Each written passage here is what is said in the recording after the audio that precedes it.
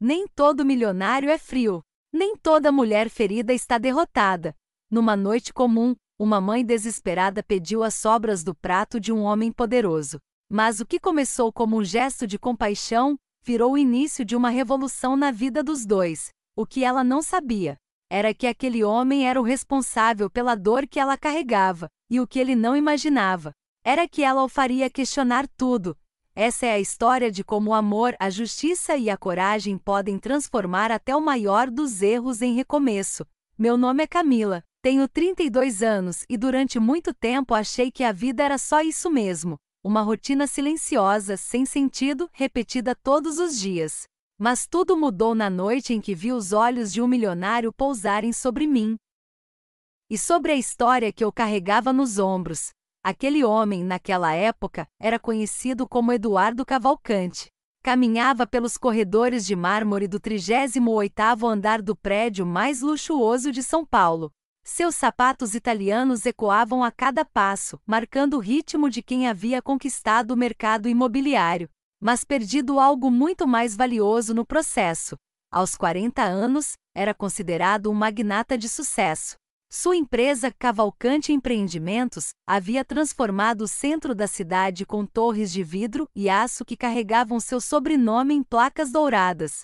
Mas naquela tarde de verão, enquanto olhava pela janela do escritório para a cidade que ajudou a construir, se sentia vazio como nunca. Senhor Cavalcante, disse sua assistente Marina, uma mulher de 50 anos que trabalhava com ele havia mais de 15, já são 8 da noite. Não vai para casa, ele não tirou os olhos da paisagem urbana. Lá embaixo, as luzes começavam a se acender como pequenas estrelas.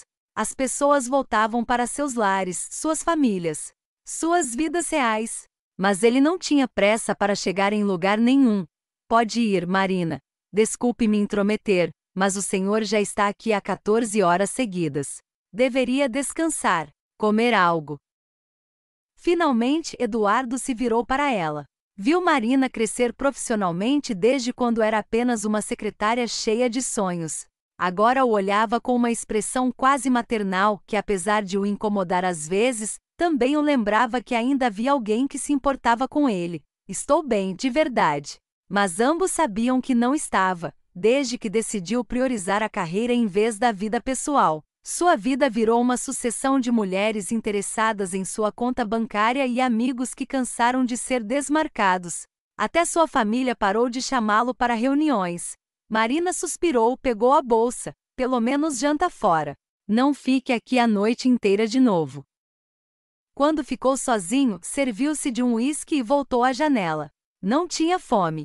Não queria ir a um daqueles restaurantes caros onde todos o tratavam como rei, mas onde ele se sentia como um estranho dentro da própria vida. O estômago roncou, traindo seus pensamentos. Pegou o paletó, apagou as luzes do escritório e resolveu que talvez Marina estivesse certa. Ele precisava sair dali. Ao ver seu Mercedes preto na garagem, hesitou. Não queria ir aos mesmos lugares de sempre, nem ouvir as mesmas conversas vazias. Sem pensar muito, entrou no carro e dirigiu sem rumo. A chuva começou a cair leve no para-brisa. Daquelas chuvas calmas de outubro. Passou por ruas que não visitava há anos, deixando o centro financeiro para trás e entrando em bairros mais antigos. Foi quando viu uma plaquinha de neon, comida caseira da Dona Teresa. Um restaurante simples, desses que minha mãe chamava de lugares com alma. As janelas estavam embaçadas com o vapor da cozinha, mas dava para ver movimento dentro. Sem saber ao certo por que estacionou o carro. Talvez fosse o cansaço. Talvez a melancolia. Ou talvez algo mais forte que ele o fez descer do carro e entrar. O contraste foi imediato, do silêncio luxuoso do escritório para o calor das conversas, o som de pratos e o cheiro de comida de verdade. Uma senhora idosa, provavelmente Dona Teresa, se aproximou sorrindo. Boa noite, moço. Mesa para um? Sim, por favor. Ela o levou até uma mesa perto da janela. Eduardo sentou e, pela primeira vez em muito tempo, realmente observou ao redor. Famílias jantando, casais dividindo sobremesas, trabalhadores relaxando depois do expediente. Era a vida real. Sem pretensão, pediu caldo de feijão com farofa e arroz fresco. Quando provou a comida, teve que admitir: fazia anos que não sentia algo tão verdadeiro. Estava tão focado no sabor que não percebeu quando uma figura pequena se aproximou da mesa. Até que uma voz suave interrompeu o momento: Moço, eu posso comer o que sobrou? Ele levantou os olhos e me viu. Ali estava eu, cabelo preso num rabo de cavalo, roupa simples mas limpa, com meu filho Lucas, de 3 anos, no colo. Eduardo viu em meus olhos uma tristeza profunda. E fome, uma dignidade ferida. Uma humilhação lutando contra a desesperança. O menino olhava para o prato dele com uma intensidade que doía na alma. O mundo pareceu parar. Ele, que já doara milhões para instituições e lera estatísticas sobre pobreza, nunca havia encarado a necessidade de frente. Humana, real. Tentou dizer algo, mas as palavras travaram. Interpretei o silêncio como rejeição e me virei murmurando: desculpa incomodar. Não vai acontecer de novo, espere. Ele se levantou tão rápido que quase derrubou a cadeira. Por favor, não vá. Eu parei, mas não me virei. Meus ombros tremiam. Não sabia se era de frio, vergonha ou cansaço. Qual seu nome? Perguntou. Camila, senhor. E ele é o Lucas. Camila, repetiu como se o nome despertasse algo esquecido nele. Você não precisa comer restos. Sente-se comigo, por favor. Eu convido vocês para jantar. Olhei para ele. Havia algo nos olhos dele. Não era pena, nem aquela frieza calculista que eu já conhecia. Era algo humano. Hesitei. Queria recusar, mas a fome de Lucas era mais forte que meu orgulho. Tá bom, murmurei, mas só por ele. E ali começou tudo. Eduardo chamou Dona Teresa, que se aproximou com um olhar curioso. Dona Teresa, traz mais um prato de caldo e algo leve pro menino, por favor? Claro, meu filho respondeu com um sorriso. Vou trazer uma canjinha bem quente pro pequeno e pão caseiro com manteiga. Enquanto esperávamos, um silêncio desconfortável se instalou. Eduardo parecia não saber como começar uma conversa. Em seu mundo, palavras eram ferramentas de negócio. Mas aquilo era diferente. Aquilo era real. Vocês são daqui? Arriscou ele. Sentei Lucas no meu colo e o embalei com carinho. Somos, sim. Moramos ali perto. Numa vila simples. Parei. Não por vergonha. Por dor. Sou formada em pedagogia. Ou era. Dava aula numa escola do bairro do Bixiga. Mas depois que o Lucas nasceu, tudo mudou. Eduardo percebeu que era um tema sensível, mas queria entender. E o pai dele? Não existe. Biologicamente sim, mas na prática não. Quando contei da gravidez, ele disse que não estava pronto para ser pai. Tinha outros planos. Me ofereceu dinheiro e sumiu. A amargura na minha voz era impossível de esconder. Eduardo abaixou os olhos como se eu falasse dele mesmo. Foi quando Dona Teresa voltou com uma bandeja. Caldo para mim, canja pro Lucas, pão e até um copo de leite morno. Aqui, meus queridos, disse com ternura. E não se preocupem com nada. Olhei para a comida como se fosse um milagre. Minhas mãos tremiam. Mal conseguia agradecer. Enquanto alimentava o Lucas, Eduardo observava minhas mãos. Eram mãos marcadas por esforço, mas também mãos que já escreveram sonhos. E o seu trabalho? Perguntou com cuidado. Tive que faltar muito quando o Lucas nasceu, ele vivia doente. No começo, a diretora entendia, mas depois disse que precisava de alguém mais estável.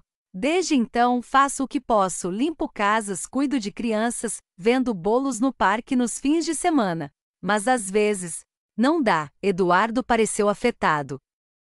Me olhou como se tudo o que acreditava estivesse desmoronando. Hoje foi um desses dias. Hoje me mandaram embora da casa onde eu limpava. Sem explicação. E gastei o último dinheiro com remédio pro Lucas.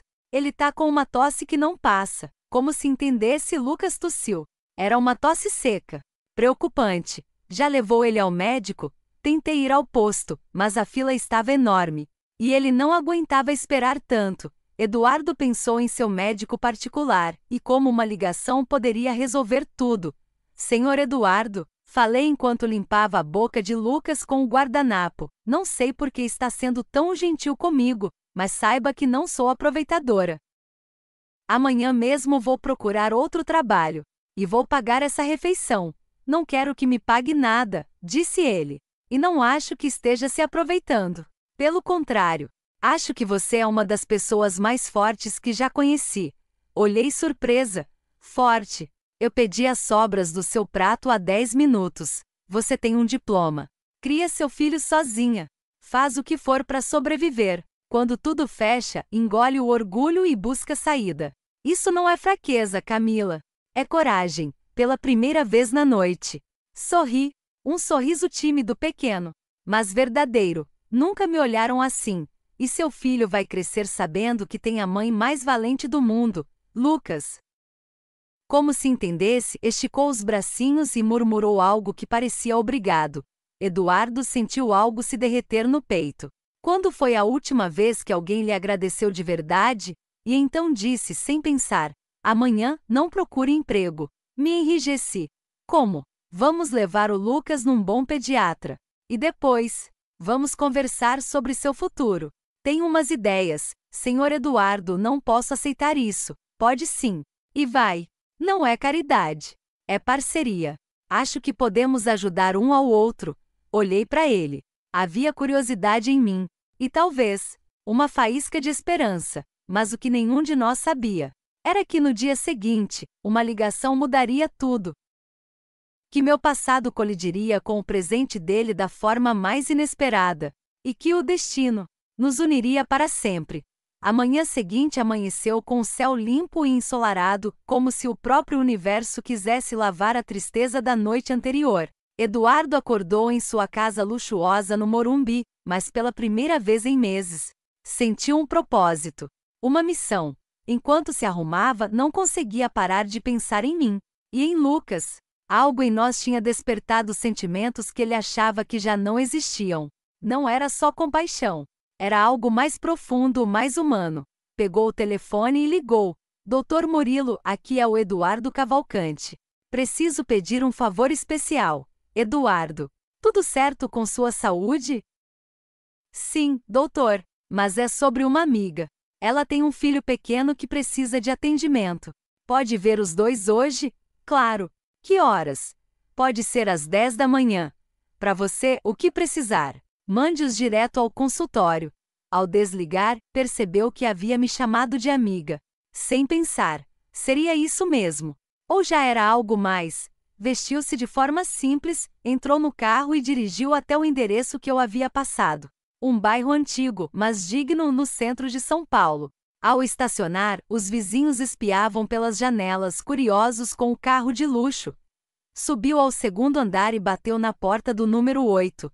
Abri quase imediatamente, como se já estivesse esperando. Usava um vestido azul simples limpo. Havia algo diferente em mim. Estava menos abatida que na noite anterior. Bom dia, Eduardo, disse suavemente.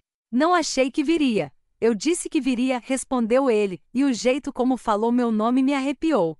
Como está o Lucas? Melhor, graças a Deus. Dormiu a noite inteira. A comida quente ajudou. Eduardo olhou por cima do meu ombro e viu o pequeno apartamento, modesto, mas limpo. Na parede, desenhos infantis. Num canto, um altar com flores frescas. Prontos pro médico, pensei muito no que me disse. E tem razão. O Lucas precisa de ajuda médica. E eu preciso aceitar ajuda. Mas quero que saiba, isso não vai sair de graça. Vou dar um jeito de te reembolsar. Ele sorriu. Admirava minha firmeza. Conversamos sobre isso depois. Vamos ao Dr. Murilo. O consultório era o oposto do posto de saúde, silencioso, climatizado, com revistas atuais e cheiro de lavanda. Eu observava tudo com atenção, tentando disfarçar a surpresa. O doutor era daqueles médicos antigos que realmente se importam. Examinou Lucas com cuidado, falando baixo e com carinho. É só um resfriado comum, disse, mas ele está com sinais de desnutrição leve. Precisa de vitaminas e alimentação mais rica. Baixei a cabeça, envergonhada. Doutor, eu tento. Mas às vezes, não se preocupe, me interrompeu gentilmente. Sei que está fazendo o seu melhor. Só estou passando orientações. Ao fim da consulta, enquanto aguardávamos a receita, virei-me para Eduardo. Quanto devo ao doutor? Nada. Já está pago, por favor, Eduardo. Deixe eu pagar depois, suspirei. Ele percebeu que eu estava mentalmente calculando como faria isso. Sentamos num café ali perto. Lucas brincava com os bloquinhos que o doutor havia lhe dado, enquanto eu e Eduardo conversávamos. Ontem você disse que era pedagoga. Sempre quis ser professora, meus olhos brilharam, desde criança. Minha mãe era professora. Ela dizia que ensinar era formar o futuro. Ela ainda é viva. Meu semblante mudou. Não. Faleceu quando Lucas tinha 6 meses. Câncer? Foi rápido. Sinto muito. Ela era tudo o que eu tinha. Meu pai nos deixou quando eu tinha 10 anos. Ela trabalhou dobrado para que eu estudasse. Eduardo sentiu um aperto no peito. Ele teve tudo, todas as chances, e desperdiçou. Eu, ao contrário, lutei por cada conquista. Ela devia ter muito orgulho de você. Tinha. No dia da minha formatura, chorou de alegria. Disse que tudo tinha valido a pena. Que agora eu poderia passar adiante os valores dela. E o pai do Lucas? Mexi na xícara antes de responder. Rodrigo. Era arquiteto. Trabalhávamos juntos na escola onde eu dava aula. Íamos nos casar. Achei que fosse o amor da minha vida. E o que aconteceu? Quando contei da gravidez, ele mudou. Disse que não podia jogar a carreira fora por um erro. Que era novo demais para ser pai. Me ofereceu dinheiro. E sumiu. Eduardo apertou os dentes. Sentia uma raiva irracional. De um homem que nem conhecia. Nunca mais soube dele. Uma vez. Quando Lucas tinha 1 ano, ele apareceu no meu trabalho. De carro novo, roupa cara. Disse que tinha pensado melhor. Que talvez pudéssemos tentar. Mas só se eu fosse com ele para Recife, e você disse que não. Que eu e Lucas não éramos bagagem. Que não seríamos plano B, Eduardo me olhou com admiração. Fez muito bem. Será? Às vezes me pergunto. Se deveria ter aceitado. Por dar ao Lucas uma referência masculina. Segurança financeira. Camila, olha para mim, disse ele, tocando minha mão. O Lucas tem a melhor mãe do mundo. Um pai que abandona e só volta quando convém. Não é referência. Você está ensinando algo maior. Dignidade. Amor. Verdade. Foi nesse instante que o celular dele tocou. Era a Marina. Desculpe incomodar, mas é urgente. Lembra do projeto da escola que o senhor cancelou ano passado? Qual? A escola pública no Bixiga, que foi demolida para a construção do shopping. Eduardo sentiu o sangue gelar. O que tem essa escola? Parece que houve erro nos documentos. A escola era patrimônio histórico. E os antigos donos querem ela de volta. Ele me olhou. Eu observava com curiosidade. Qual era o nome da escola, Marina? Escola Municipal Álvaro Guerra. Senti o mundo girar. Como se chamava sua escola? Ele me perguntou com a voz trêmula. Escola Municipal Álvaro Guerra. Por quê? O celular caiu da mão dele. E então ele disse, preciso te contar uma coisa. E talvez, quando eu terminar, você nunca mais queira me ver. Fiquei pálida. A voz dele havia mudado.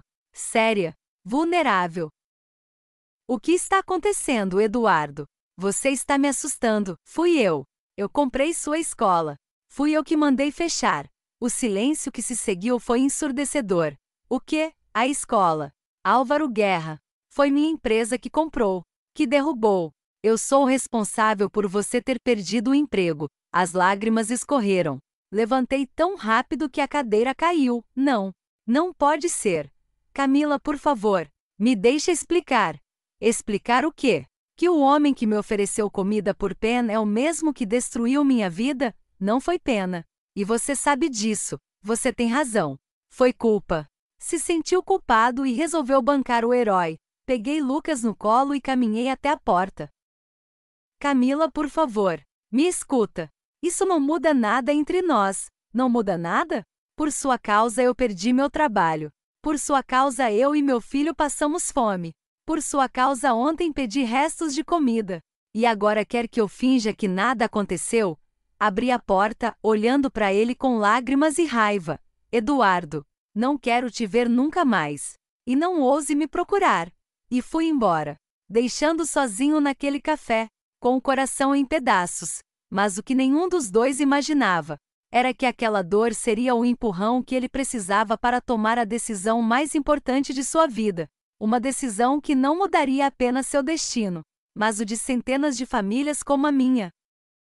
Durante 3 dias, Eduardo não dormiu. Não conseguia se concentrar. Sempre que fechava os olhos, via meu rosto. O rosto de uma mulher traída. Marina, sua fiel assistente, observava preocupada. Chefe, o que está acontecendo? Marina, você acha que eu sou uma boa pessoa? Que tipo de pergunta é essa? Uma honesta. Todos esses anos, construindo esse império. Quantas vidas a gente afetou? Quantas famílias foram expulsas dos seus lugares? Marina se aproximou, colocou a mão no ombro dele. Negócios são assim. Você não pode carregar o mundo nas costas. Lembra da escola Álvaro Guerra? Claro. O projeto foi cancelado por irregularidades. Uma das professoras que perdeu o emprego. É ela, a Camila. E eu estou apaixonado por ela. As palavras escaparam antes que ele percebesse. Marina se sentou espantada. Nunca o tinha visto daquele jeito. E ela sabe quem você é. Agora sabe. E me odeia. E o que vai fazer? Consertar tudo. Não só com ela, mas com todas as famílias que prejudicamos. Quero reconstruir o que destruí. E como pretende fazer isso? Quero todos os arquivos sobre o projeto da escola. Quero saber tudo o que aconteceu, quantas pessoas foram afetadas e o que podemos fazer. Fazer o quê? Devolver a escola, Marina. Ela o olhou como se ele estivesse louco. Mas sabia, quando Eduardo tomava uma decisão, nada o parava. Naquela mesma tarde, ele já tinha os documentos na mesa. A escola Álvaro Guerra havia sido fundada em 1950. Por mais de 70 anos, formou gerações de crianças. Quando foi demolida, 26 professores e funcionários perderam seus empregos. Centenas de alunos ficaram sem escola próxima. Havia reportagens, protestos e entrevistas. E uma delas era comigo. 3 meses após o fechamento, fui entrevistada por um repórter. Essa escola era mais que um emprego para mim, dizia eu na gravação. Era minha casa, meu chão. Aqui aprendi a ser professora. As crianças do bairro precisam dessa escola. Muitas não têm condições de pagar por ensino privado. Algumas até deixaram de estudar. O repórter me perguntou se pudesse mandar um recado para os empresários responsáveis, o que diria? Eu olhei para a câmera e respondi: atrás de cada prédio demolido existem vidas. Existem histórias. Não somos apenas números em um relatório. Somos pessoas. Eduardo não aguentou ver até o fim. Cada palavra era uma faca no peito. Mas no fundo ele sabia, estava ali a verdade que ele fingiu não enxergar por anos. Pegou o telefone e ligou para seu advogado. Doutor Vicente, aqui é Eduardo Cavalcante. Preciso que investigue algo. É possível reverter a compra da escola Álvaro Guerra? Tecnicamente sim. Você pode revendê-la ao Estado ou doá-la. Mas isso traria prejuízos altos. Quanto tempo levaria? Algumas semanas. Mas você estaria abrindo mão de milhões. Faça. Quero que essa escola reabra. O mais rápido possível. Tem certeza? Mais que nunca. Desligou. E começou a montar algo ainda maior. 2 dias depois, o plano estava pronto. Eduardo não apenas devolveria a escola ao município, mas financiaria a reforma completa. Salas novas, biblioteca moderna, refeitório, laboratórios, área de lazer, equipamentos. Tudo. Criaria também um fundo de apoio para as famílias da região, garantindo que nenhuma criança ficasse sem estudar por falta de dinheiro. E o mais importante, queria que eu fosse a nova diretora da escola. O único problema era, eu não queria vê-lo. Ele foi 3 vezes ao meu prédio. Não abri. Mandou flores, cartas. Não respondi. Foi Marina quem teve a ideia. E se você não falar com ela diretamente? E se procurar alguém que a conheça? Dona Teresa. Naquela mesma noite voltou ao restaurante. Boa noite, moço, disse a senhora. Mesa para um, de novo. Dona Teresa. Preciso falar com a senhora. É sobre a Camila. Ela cruzou os braços. Ah, então é você o tal do Eduardo. A Camila veio aqui chorando 3 noites atrás. Me contou tudo, Dona Teresa. Eu errei, mas quero consertar. Não com dinheiro, com atitudes. E por quê? Estou apaixonado por ela. Ela me analisou em silêncio. Depois, suspirou. Senta aqui. Acho que temos o que conversar. Por 1 hora, Eduardo contou tudo: seus planos, suas intenções, seus sentimentos. E eu, sem saber, já fazia parte de uma mudança que jamais teria imaginado. Aquela mulher mudou a minha vida em uma noite, disse ele. Me mostrou o que realmente importa. Dona Teresa sorriu. Camila vem aqui todas as noites às 8. Se quiser falar com ela, venha também.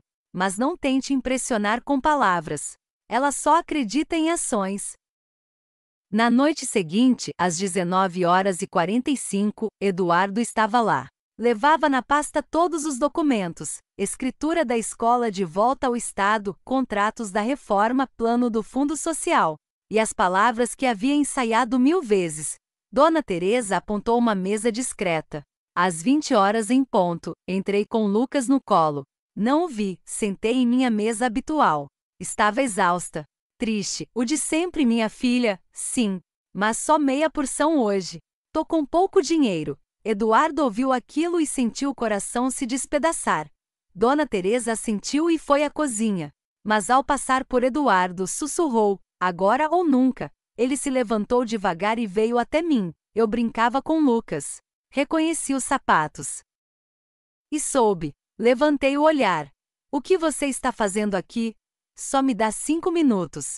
Depois, se quiser que eu vá embora, eu vou. Lucas esticou os braços para ele. Dudu. Dudu, nem ele te esqueceu, murmurei, suspirei. Tá bem. 5 minutos. Senta logo antes que eu mude de ideia.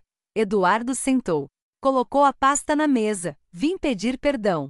Não só pelo que fiz com a escola, mas por não ter te contado antes. Fiquei em silêncio. Quando comprei aquela escola, era só mais um negócio. Não pensei nos professores, nas crianças. Só nos números. Mas quando te conheci, quando vi como você cuida do Lucas, entendi que eu estava completamente errado. Abriu a pasta. Tirou os documentos. Aqui está. A escola Álvaro Guerra agora pertence novamente ao Estado. Está tudo legalizado. Peguei os papéis. Minhas mãos tremiam. Não. Isso não pode ser verdade. E tem mais. Financiarei a reforma completa. Salas novas. Biblioteca. Tecnologia. Tudo. Por quê? Porque você estava certa. Atrás de cada obra. Há vidas. E porque eu me apaixonei por quem me ensinou isso. As lágrimas escorriam sem controle, e quero que você seja a diretora. O salário é 3 vezes maior. Tem plano de saúde. Previdência. Não posso aceitar isso. Por quê? Porque pareceria que você está me comprando. Que está pagando pelo meu perdão, Camila. Olha para mim. Levantei os olhos. Não faço isso para te comprar. Faço porque quero ser o homem que você merece. Descobri que dinheiro não vale nada. Se não tenho com quem dividir. Lucas, calado até então, falou de repente: papai, congelamos. Era a primeira vez que ele dizia essa palavra. E foi para ele. Camila, disse Eduardo com os olhos marejados. Sei que é cedo, mas quero ser o pai do Lucas. Quero ser seu marido. Quero que sejamos uma família. Fechei os olhos. Respirei fundo. Sabe o mais louco disso tudo? É que, apesar de tudo, eu nunca parei de pensar em você. Então, te darei uma segunda chance. Mas com minhas condições, quaisquer que sejam. Primeiro, sem presentes caros. Eu quero amor, não luxo. Segundo, vou trabalhar. Aceito o cargo. Porque mereço. Não porque sou sua namorada. Você merece mais do que qualquer um. Terceiro, quero que conheça a verdadeira Camila. A mulher forte que eu sou. Foi por ela que me apaixonei desde o início. Dona Teresa chegou naquele momento com uma bandeja. Pronto, pombinhos. Hora de jantar. E hoje a comida é por minha conta. Presente de casamento adiantado. Casamento? Perguntei, rindo entre lágrimas. Minha filha, quando uma mulher olha assim para um homem e um homem move o mundo por ela, o casamento é só uma questão de tempo. 6 meses depois, nos casamos em uma cerimônia íntima, no jardim da escola Álvaro Guerra. Eu, como diretora. Ele, como o homem que mudou tudo. Hoje dedicamos nossas vidas à educação e às comunidades esquecidas. E todos os dias quando Lucas corre pelos corredores gritando mamãe, papai. Eu sei que tudo começou com uma simples pergunta: moço, posso comer o que sobrou? E terminou com uma vida cheia de amor, como eu jamais sonhei viver. Se você gostou dessa história, não esqueça de deixar o like, se inscrever no canal e ativar o sininho. Aqui você encontra histórias reais de superação, coragem, justiça e transformação, porque às vezes a melhor forma de vencer é simplesmente não aceitar o que te machuca. Até a próxima!